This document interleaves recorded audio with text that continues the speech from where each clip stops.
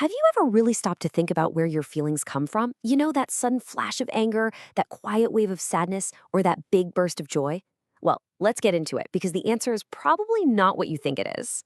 Most of us walk around believing that things happen in the world and those things directly cause our emotions, right? Someone cuts you off in traffic, boom, you're angry. You get some good news, bam, you're happy. But what if I told you that's not the whole story? What if there's a secret ingredient, a hidden step in that process that changes absolutely everything? So, on the left, that's the common belief. An event happens, and it's like it plugs a feeling right into you. Simple. But the reality, what's actually going on, is on the right. An event happens, then your mind jumps in and interprets it. It tells you a story about what that event means. And that story, not the event itself, is what creates the feeling. To really get this, it helps to think of yourself as having an inner operating system. Yeah, just like a computer. Your mind is constantly running this program, this loop of thoughts, feelings, and behaviors. And they're not just random. They're all connected in a cycle that we can totally understand. And this is that core loop. See how it works? It all kicks off with a thought, your interpretation of what's happening.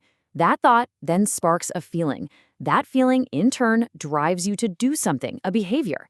And then, and this is the key, that action you take reinforces your original thought, and the whole cycle starts up all over again.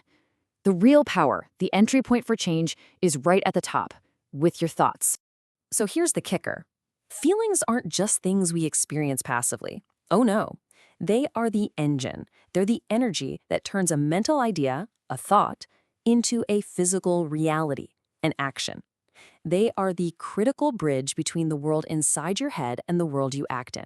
Okay, so if feelings are that important, what even is one? I mean, it can feel like this big, solid single thing, right? But it turns out every single emotion is actually a complex cocktail made up of a few different parts. Let's take one apart and see what's inside. Yep, every single feeling you've ever had is a package deal. It's a complex state built from 4 distinct components, all firing off at the exact same time, whether you realize it or not. First up, there's the subjective experience. This is the raw feeling itself. It's totally private, totally internal, and completely unique to you. It's what it actually feels like to be you when you're feeling joyful or sad. No one else on earth can know it exactly the way you do. Number 2, cognitive appraisal. Now, this connects right back to our main point. This is the meaning your brain assigns to the situation. It's the story you tell yourself about what's going on. This is the part that whispers, hey, this is a threat, or yells, this is amazing. It's the real generator of the feeling. Third is the outward expression. This is how your private internal feeling becomes public. It's your facial expression, the way your voice sounds, your posture, your actions. It's the part of your feeling that everyone else gets to see. And finally, number 4 is the physiological response. This is all the stuff your body does automatically. You know, your heart pounding when you're scared, your face getting hot when you're embarrassed, those butterflies in your stomach when you're nervous.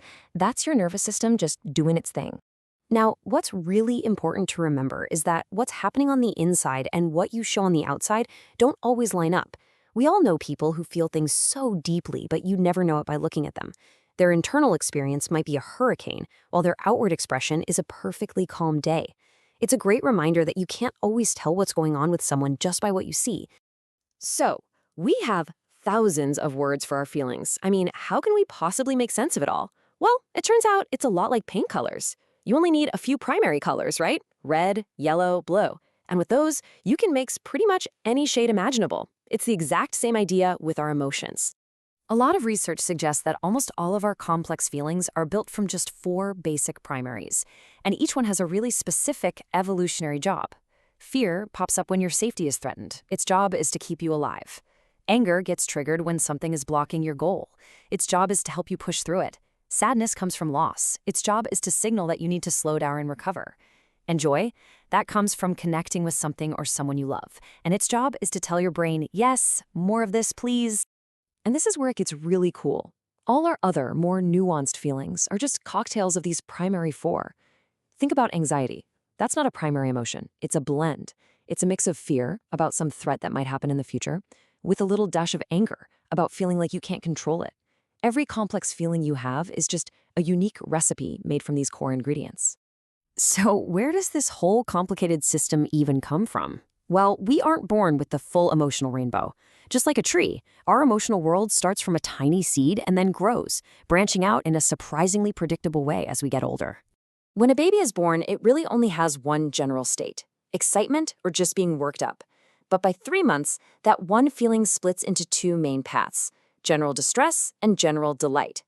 Then around 6 months old, that distress starts to get more specific, breaking down into our first primary negative emotions: fear, anger, and sadness. It takes a little longer for the good feelings to branch out, but by 1 year, we start to see elation and affection, which finally develops into real, true joy by the time a kid is 2. Our emotional world is literally built, piece by piece. Okay, this all leads to one last really important question. If we all start with the same basic building blocks and we all develop along a pretty similar path, then why can two people go through the exact same event and have completely different emotional reactions? Well, the answer comes down to that classic combination: nature and nurture. Our nature, our genetics, gives us our starting point. Some of us are just born with a nervous system that's a little more sensitive, a little more reactive. But our nurture, everything we've learned from our family, our culture, our own past experiences, that's what shapes the stories we tell ourselves. That's what programs our cognitive appraisal system. And that brings us right back to the single most powerful, most important idea in this entire explainer. The things that happen in your life do not determine how you feel. Your thoughts about those things do.